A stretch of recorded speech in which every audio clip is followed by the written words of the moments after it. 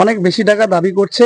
আমি যদি আপনাকে দেখাই যে ওভারঅল কাজটা কত টাকার কাজ হয়েছে, কত টাকার বিল হয়েছে, তাহলে আপনার কাছে স্পষ্ট হয়ে যাবে ওনারা যা দাবি করছে আকাশ কুসুম দাবি। এটা প্রথম কথা। দ্বিতীয় কথা হচ্ছে এই বিষয়ে আমরা এই যে ওনারা জোর জবরদস্তি করছে, এক্সটর্শন করছে, আমরা অলরেডি থানাতে যেতে পারছি না, কাজের সাইডে যেতে পারছি না। আমরা পূর্ব মেদিনীপুরের এসপি সাহেবকেও আমরা চিঠি দিয়ে জানিয়েছি। পূর্ব মেদিনীপুর সাহেবের এসপি সাহেব মন্দারমণি থানার বর্তমান ওসিকে বলেন, উনি একটা টাইমও করেছিলেন যে বসে একটা আন্ডারস্ট্যান্ডিং করতে। তাকে আমরা বারবার ডেকেছি, অন্তত 4খানা ডেট আমরা বলেছিলাম যে আপনি আসুন আমাদের অফিসে এসে কথা বলুন। উনি একবারও বলেনি, উল্টে গালাগালি করেছে, বহু বাজে গালাগালি। ইভেন আমাকে তুলে নিয়ে গিয়ে মার্ডার করার হুমকিও দিয়েছে।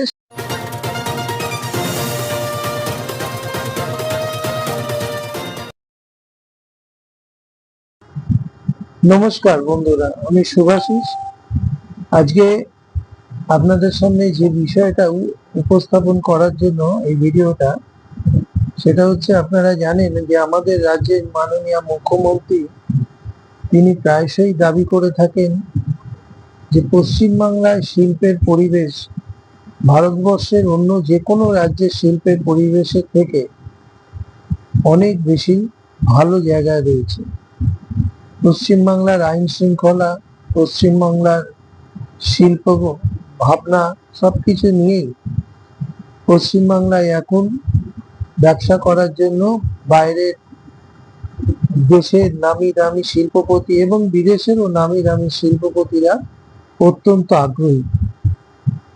কিন্তু বাস্তবে কি বিষয়টা সত্যি তাই?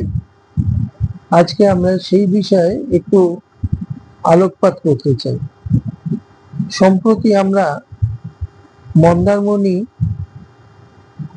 পুলিশ হাউজিং বিষয়ে একটি খবর করেছি, যা ইতিমধ্যেই আমাদের পোর্টালে প্রকাশিত হয়েছে। বেশ কিছু মানুষ সেই ফুটেজ, সেই পোর্টালের সেই খবর তারা দেখেছেন এবং বেশ কিছু মানুষ তারা আমাদের সাথে যোগাযোগ করে প্রশ্ন করে দেখেছে যে এই পুলিশের একটা, যেখানে পুলিশ মানুষের উপর কোনো অত্যাচার হলে, কোনো অন্যায় হলে সর্বপ্রথম মানুষ থানায় যায়, এফআইআর করে এবং বিচার চেয়ে পুলিশের কাছে মানুষ শরণাপন্ন হয়। তারপরে দোষীকে গ্রেপ্তার করে পুলিশ তাকে শাস্তি ব্যবস্থা করে, বিধান করে। কিন্তু এক্ষেত্রে দেখা যাচ্ছে পুলিশেরই একটি প্রজেক্ট, একটি হাউজিং, যা রাজ্য সরকারের আরক্ষা ডিপার্টমেন্টের থেকে নোটিফিকেশনের মাধ্যমে এই প্রকল্পটি ঘোষণা করা হয়েছে। প্রায় 3 কোটি টাকার এই প্রকল্প, যে প্রকল্প মন্দারমণি থানার ঠিক লাগোয়া জমিতে গড়ে তোলার জন্য 2019 সালে নোটিফিকেশন হয় এবং মা তারা কনস্ট্রাকশন বলে, মা তারা এন্টারপ্রাইজ বলে একটি সংস্থাকে এই হাউজিং নির্মাণের দায়িত্ব দেওয়া হয়।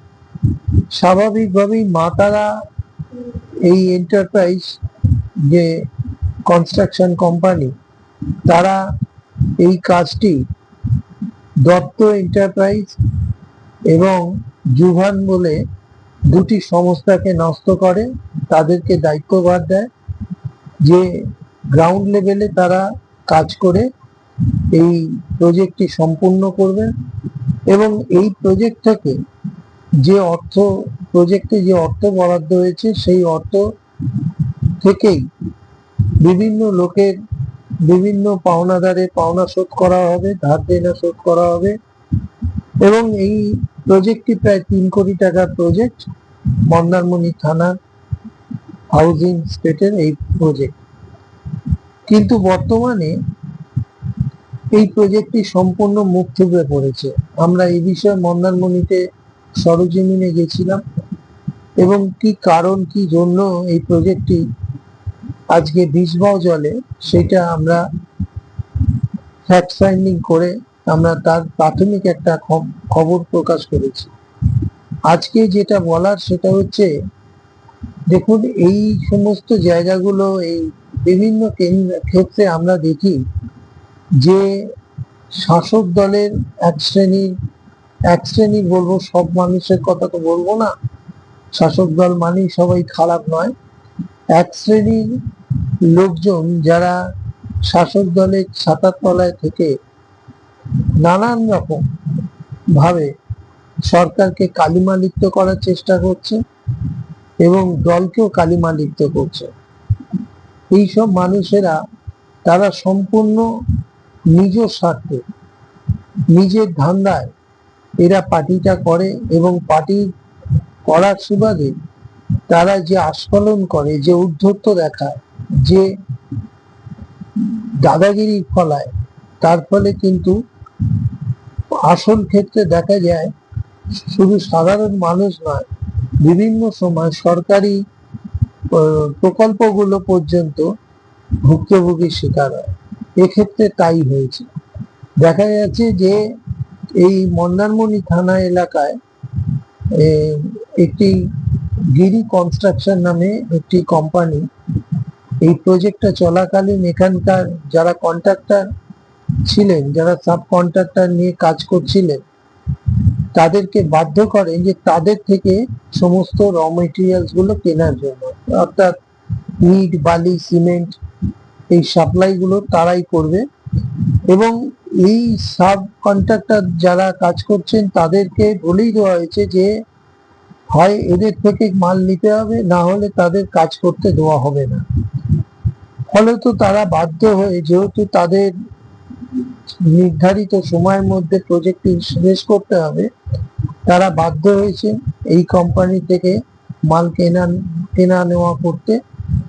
কিন্তু তারা বেশ কিছুদিন কাজ করার পর তারা দেখতে পেয়েছে যে এরা বিভিন্ন ক্ষেত্রে মালের দাম অত্যধিক বেশি হারে চাপাচ্ছে, যা বাজার মূল্য থেকে দ্বিগুণ তিনগুণ। এ নিয়ে প্রতিবাদ করলে তাদেরকে চমক ধমক দেওয়া হয়, তাদেরকে বলা হয় যে আমরা যে রেট বেঁধে দিয়েছি এই রেটেই আপনাকে মাল কিনতে হবে। ফলে কি হয়, যে সাব কন্ট্রাক্টর যারা কাজে যায়, কাজ করছিল ওখানে, তাদের সাথে একটা মনোমালিন্যের সৃষ্টি হয়। যদিও সেই সাব কন্ট্রাক্টরদের বক্তব্য, তাদের যে কর্ণধার জয়ন্ত দত্ত, তিনি তার সাক্ষাৎকারে তিনি বলেছেন যে প্রাথমিক পর্যায়ে যে এই প্রজেক্টটা কমপ্লিট করতে গিয়ে যে পেমেন্ট তারা পেয়েছেন ডিপার্টমেন্টের কাছ থেকে, প্রায় 49 লাখ টাকা তারা পেমেন্ট পেয়েছেন এবং এই 49 লাখ টাকার মধ্যে প্রায় 22 লক্ষ টাকা এই গিরি কনস্ট্রাকশন যে কোম্পানি যারা মাল মেটেরিয়াল সাপ্লাই দিয়েছে, ইট, বালি, সিমেন্ট, স্টোন চিপ ইত্যাদি সাপ্লাই দিয়েছেন, তাদেরকে অলরেডি পেমেন্ট করেছেন এবং লেবার পেমেন্ট করেছেন তারা প্রায় 11 লক্ষ টাকা এবং অন্যান্য ক্ষেত্রেও তারা প্রায় 8 লক্ষ টাকার উপরে তারা ব্যয় করেছে।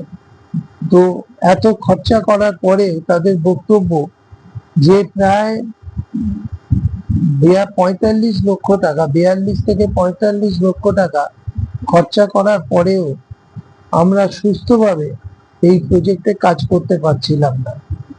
প্রতিদিন আমাদের চমক ধমক, আমাদেরকে নানানভাবে হেনস্থার শিকার হতে হয়েছে, আমাদের গাড়ি আটকে দেওয়া হয়েছে, বালির গাড়ি আটকে দিয়ে সেই গাড়ি ফেরত করে দেওয়া হয়েছে, নানান রকম ভাবে আমাদের উপর মানসিক অত্যাচার আমাদের উপর করা হয়েছে। ফলে একটা সময় দেওয়ালে পিঠ থেকে যায় এবং এই কোম্পানি বাধ্য হন তাদের সমস্ত কাজ কর্ম ওখানে ফেলে রেখে তারা ওখান থেকে চলে আসতে বাধ্য হন। তাদের একরকম বাধ্য করা হয়, তাদের লেবাররা যারা কাজ করছিল তাদেরকে গিয়ে চমক ধমক দিয়ে তাদেরকে কাজ বন্ধ করিয়ে দেওয়া হয়।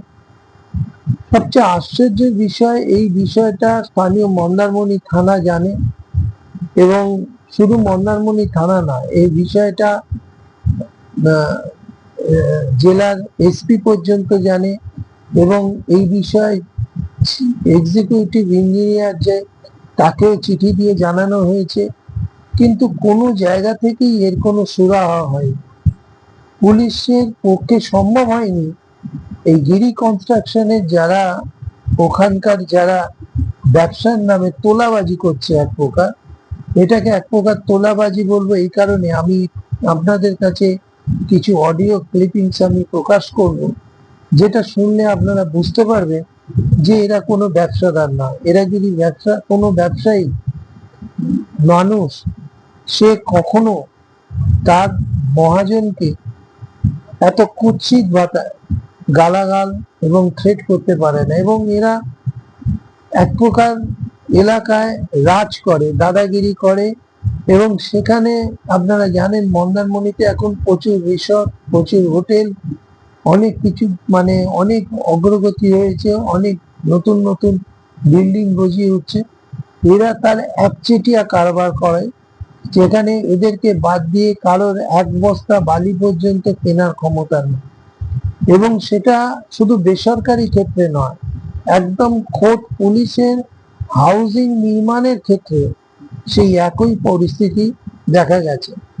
আজকে যদি পশ্চিমবাংলায় এই সমস্ত মানুষদের এত দাদাগিরি থাকে, এত উৎপাত থাকে, তাহলে পশ্চিমবাংলায় শিল্প করার জন্য যে বলা হয় পশ্চিমবাংলার শিল্পের অবাধ ডাল আছে, পশ্চিমবাংলার মতো পরিবেশ সারা ভারতবর্ষে কোথাও নেই, এইসব কথাগুলো বলা হয়, তাহলে এই যে ঘটনাগুলো আমাদের সামনে আসছে, তাহলে তাকে কি বলবো?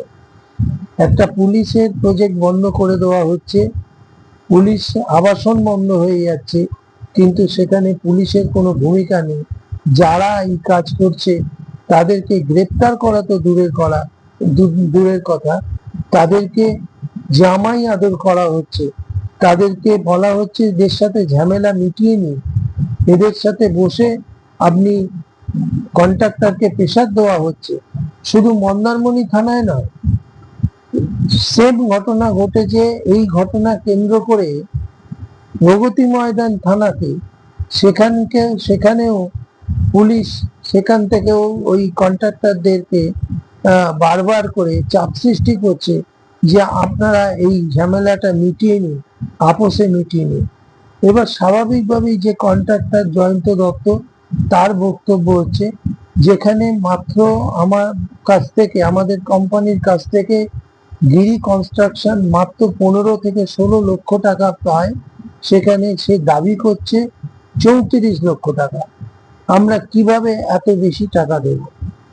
এবং সেখানে তাদের বক্তব্য, যে চেক বাউন্স করানো হয়েছে সেই চেকগুলো তারা সিকিউরিটি হিসেবে চেকগুলো রেখেছিল, কিন্তু সেই সিকিউরিটি চেকের উপরে তারা নিজেদের মতো করে অ্যামাউন্ট বসিয়ে সেই চেক বাউন্স করিয়ে তাদের এগেনস্টে ফ্রডের মামলা কায়েম করার চেষ্টা করছে। তাদের বক্তব্য এটা আইনি লড়াই, আমরা আইনি পথেই লড়বো। কিন্তু আমাদের যে ওই এলাকায় ঢুকতে দেওয়া হচ্ছে না, আমাদের যে থ্রেট করা হচ্ছে, আমাদের গেলে পণবন্দি করার যে পরিকল্পনা করা হয়েছে, আটকে রেখে মারধর করে টাকা উদ্ধারের যে পরিকল্পনা করা হয়েছে, এটা আমরা কিভাবে মেনে নেব? এবং এর জন্য আমরা এলাকায় ঢুকতেই পারছি না। আসুন তারা কি বলছেন আমরা সেই ভিডিও, সেই অডিও ক্লিপিংস গুলো একটু আপনাদের সামনে তুলে ধরি। পশ্চিমবাংলার প্রকৃত কি অবস্থা, বাস্তব অবস্থাটা কি, এটা থেকে খানিকটা অনুধাবন করতে পারবেন।